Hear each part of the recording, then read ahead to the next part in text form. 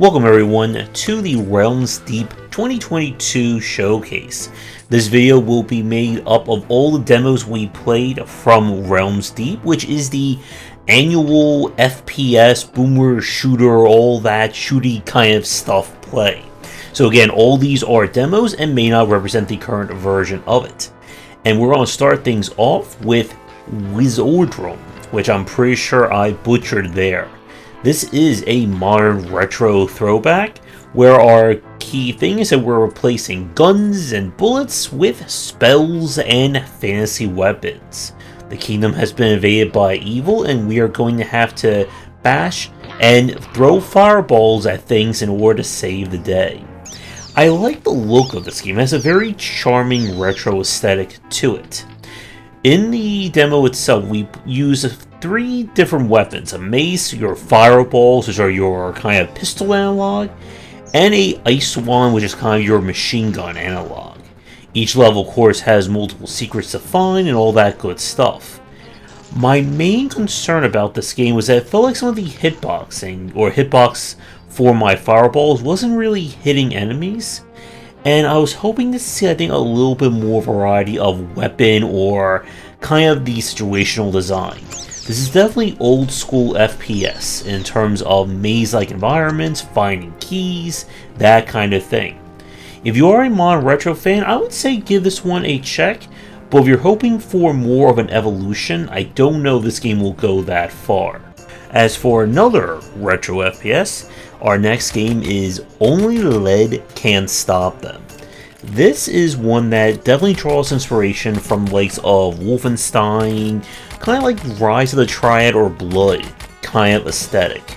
We are in the Spanish Civil War, and we are out to stop the bad guys, and we're going to do that one bullet and one gun at a time. So if our last game was a modern retro FPS, this one definitely takes that in spades. Levels are even wider, enemies can shoot you and will detect from quite a distance, and there is no aiming up or down. We are just going to be sticking to our one direction and shooting our way through. The detail of the pixel art and this kind of stuff, I think, has a nice look to it. But I was running into this issue where the game was not responding to my mouse clicks. That sometimes I would shoot or hit the button and the gun would not fire. It would take an extra second or two for the animation to start playing, which was also getting me into a lot of trouble with some of these enemies. You get this kind of special power by picking up, I believe, with cigarettes, which will allow you to do increased damage for a set period of time. All in all, this one I think has a lot of charm to it as well. And like our last game, this is specifically for the older boomer shooter kind of audience. These levels can be quite massive, and it's going to be kind of on the basic side in terms of the FPS play. Again, your only options are move, shoot, and use your special. But if you are a fan and looking for another retro-themed FPS, I would at least give this one a check. We now have the Age of Hell. This is a kind of, I would say, like a mix of FPS and melee style game built with the GZ Doom, a kind of modding software, and I think the game looks impressive for that kind of design. And it's another example of just how far some of these modding softwares and engines have come. But it is up to us to kill lots and lots of demons, and we are going to do that, well, using lots and lots of weapons. The game itself has multiple different types of weapons. A big aspect of this is the Dawnbreaker Hammer, which is your massive melee weapon. It comes with different range as well as combos that you can use. Each weapon has a different secondary, or most of them will have a primary and secondary action. Levels are, again, on the bigger side of things. My big issue that I had with this game, besides kind of trying to get the mouse scrolling to be right, because it's very fast, which I found with some of these older games, was that I got hopelessly stuck at one point in the demo. I wasn't sure if this was because a trigger didn't go off, or because I wasn't doing what the game was telling me to do using the Dawnbreaker Hammer. But definitely very stylistically designed, and I was liking the different feel of the weapons. And once again, as per normal for our spotlight this week, if you are a retro FPS fan, then I would definitely recommend checking this one out. In a shocking twist, we don't have a retro FPS for our next game. This is Verge World, a kind of quasi-racing action roguelite, which is definitely one I wasn't expecting to play here. But we are trapped on this planet, and in order to save the day, we are going to have to fly around, collect resources, help the resistance, and do what I didn't do, and that is not crash into every wall, pillar, and rock that you see in front of you. But this is definitely more on the racing side of things, as you'll have to maneuver, boost, shoot, as well as collect resources.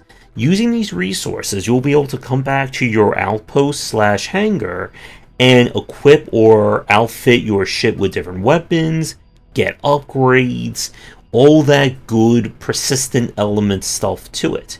You then go out, do your kind of racing, or in my case crashing, to then get more resources, and we rinse and repeat. Very interesting concept for this game, but we ran into a few big hiccups with the UI.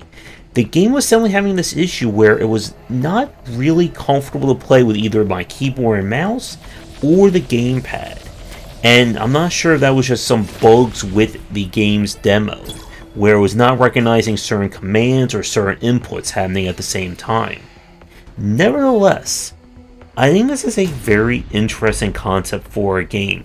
Probably a little bit too much in terms of the racing, flying, crashing side for me to enjoy. But if this sounds like something you would get into, I would highly recommend playing this demo.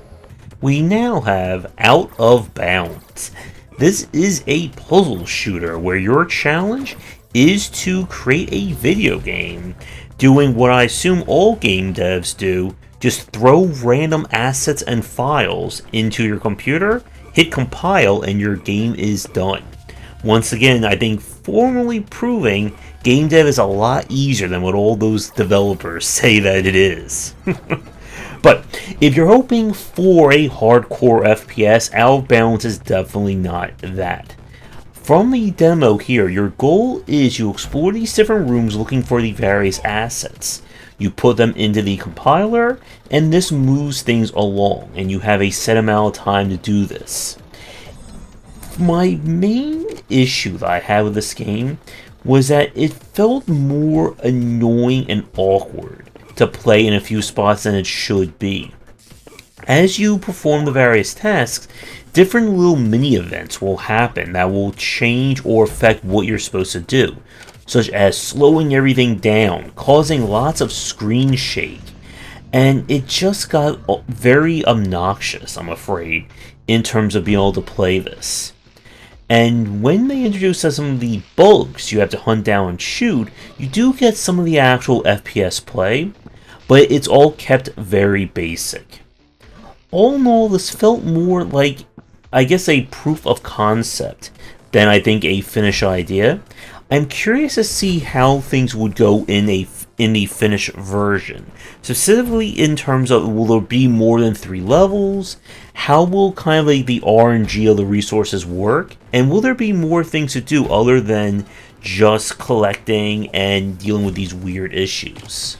We now have Supplice, another GZ Doom mod style game, where we are now fighting lots and lots of evil cyborgs and of course trying to save the world as we know it.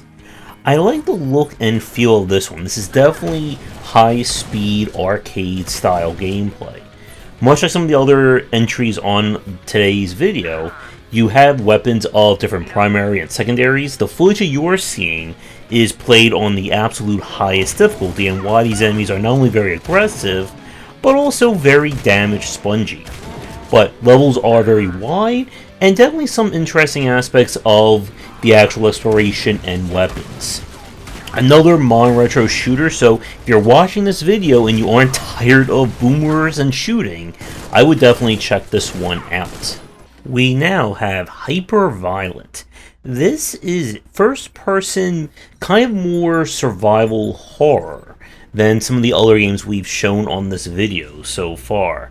We are alone on a space station, something has gone terribly wrong, and, well, you guessed it, we're going to survive and figure out how to get off of it. So what's very interesting about this game, for anyone watching this, I'm curious in the comments, was this game built around VR or being designed around VR? Because I was hearing some comments about this when we were playing this on stream, and it was kind of difficult to figure out what this game was aiming for. One issue that I had was that the demo did not go full screen, so I was looking at this through a tiny window, despite, for you folks watching this, showing it in full screen here. But this is definitely more on the slower paced side, except, of course, when things go horribly awry, as you'll have to manage your inventory, get those shots off, and hopefully not get killed by the myriad of things out to get you. I would say this one definitely shows some promise. I was a little bit of trouble though just with the controls, and again, having the screen be super zoomed in didn't exactly help things. But if you are looking for a first-person survival horror style game, I would at least check out the demo and see what you think of it. But we're going to take a quick break. When we come back, we have a few more demo showcases for this video. And as always, if you're interested in my thoughts on design, then check out my game design books. For entry-level students, we have 20 Essential Games to Study, and then the Game Design Deep Dive series that takes an extensive look at different genres, with more coming soon. We now turn to Aske. And this is a game that, as you can tell by this footage, was definitely inspired by, I'm going to certainly say, Quake, in terms of its tone and aesthetics. We are trapped on a mysterious planet, we are the sole last human survivor, and we are going to have to rip and tear until it is done. Wait, that may be the wrong franchise. But this is definitely kind of like an indie take on a popular game, much like when we played that Agent 64 game, which was obviously a major homage to GoldenEye. With this one, from what I played of it on stream, there isn't so much anything that I would say is bad about it, but at the same time, it still feels very much like set in its ways. Like, if you're not a huge fan of Quake, this game is not going to change your mind. And I think the real test of this game when it comes out is what does it do to separate itself from the games as inspired by. So if you are someone looking for, I guess, a Quake-like to check out, then be sure to look at the demo for Aske. Our next game is quite possibly the winner of the night for me, and the most surprising one of the evening, and that is Biocrisis Return to the Lab. Now, while this may be first person and I'm shooting at enemies, this is surprisingly enough not a first person shooter. This is, well, a House of the Dead-like, where we must escape from a zombie plague, save civilians, or you're going to see me shoot a lot of civilians over the course of this video, and of course get our high score. So this is one of those games that it knows what it wants to be, and you should know going into it whether or not you're all in or all out. I don't know if this game has multiplayer planned for it, but I was getting into this as a fan of course, the House of the Dead franchise. Now, with that said, my only concern about this one, just like with some of the other games on our showcase this video, is what does the game do that is different or elevates this design? Because it certainly hits all the same nods as House of the Dead, but I'm curious if there are any original aspects or mechanics in the finished version. But if you are a fan of light gun games, well, mine is the light gun in this case, then I would check out the demo for Biocrisis 2. Now we turn to Project Absentia. I hopefully didn't butcher that too badly. We play as Abby. An angel has been kidnapped by an evil corporation, and in order to save herself and her friends, well, she picks up a Tommy gun and starts to go to town on anyone who gets in her way. So this one definitely falls in kind of like the 90s, very quippy protagonist style, as Abby will say a lot of words, and some things that we probably can't repeat here without getting into trouble on YouTube side. But you'll pick up a variety of weapons, and of course do your best job moving from beginning to end of each level. Where Project Absentia, again I'm hardly butchering that name, separates itself from a lot of the other modern retro shooters, especially the ones that we've shown so far in this video, is that there's a greater emphasis on verticality and moving while in the air. Abby as an angel can jump very high, and you can also glide by holding down jump as you're in the air. This is used to great effect to get around, find secrets, and it makes combat a lot more interesting as there are enemies who can do the same thing. Just like with a lot of shooter-style games, your weapons will come with all varieties, as well as having primary and secondary actions. My main issue that I have with this one is I felt that the general gunplay kind of lacked oomph. This is one of those games where enemies will just go when they get hit by something, and I just kind of was hoping for a little bit more, I guess, visceral feedback when it came to the weapon design. Levels are suitably massive, maze-like, and of course full of secrets and apparently hoagies you can find as well for health. So if you don't mind a somewhat foul-mouthed protagonist and looking for another shooter, I would recommend the demo for Project Absentia.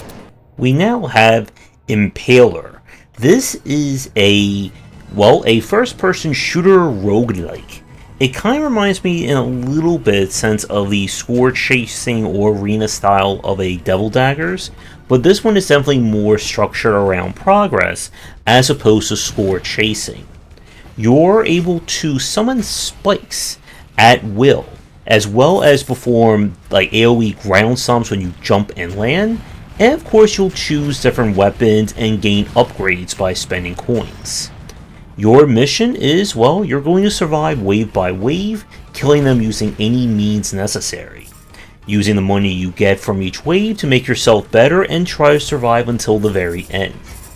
This is one of those games that I like the basic elements here, and just like with some of the other games mentioned in today's video, I'm curious to see where it all goes in terms of progression and the overall core gameplay loop. The demo that I played was not bad, but it did feel somewhat one note. And once you kill one wave using spikes and rockets, they all started to blur together. But I was enjoying myself, and I would recommend at least checking out the demo if you are curious. For the last game of the showcase, we have the System Shock Remake. Now, I have not been following too much about this, and for those of you wondering, I have never played the original System Shock, nor have I really spent any time with Thief, so I am going to annoy all the ImSim fans who are watching this. But if you are new like me, this again is a reboot of the original game, featuring mechanics and elements from both System Shock 1 and 2 to deliver a new experience.